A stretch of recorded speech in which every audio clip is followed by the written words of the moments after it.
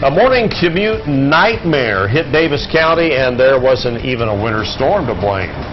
Welcome to 2 News at Noon. A dump truck with its bed lift up hit a power line and ripped down early this morning. Really caused all kinds of problems. Yeah, live wires across the whole freeway, shut everything down, I-15 both directions, and knocked power out to hundreds of customers. Even now, we hear some homeowners and businesses are without power. We have Heidi Hatch up there live with the latest for us this noon hour. Heidi?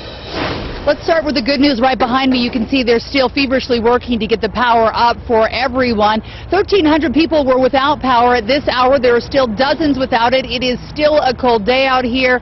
The good news also, the traffic is flowing smoothly after a very rough start to this Friday.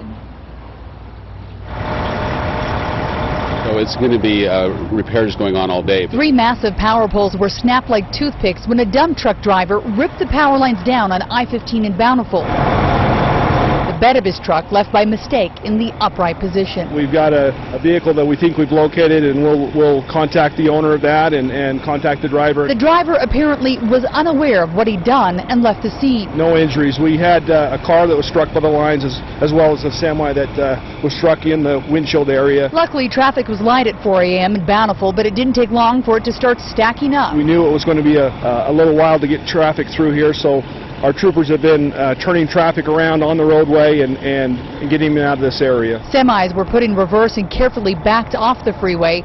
Many morning commuters didn't have that luxury and were caught in the mess for hours. We just ask people to be patient. Eventually, word got out Legacy Parkway was the only way around, and semis normally banned were allowed on the parkway until the mess was cleared. We actually had to have a police escort our crews to get to the scene to try to restore the power. Once Rocky Mountain Power was able to get through the backup, they immediately went to work. Restoring electricity is always a dangerous situation, but to have a freeway involved as well makes it all the worse. By 11 a.m., power crews had made a big dent in the outages, making that no good, very bad morning just a bad memory. The worst part, I think, is we had 1,300 customers out of power.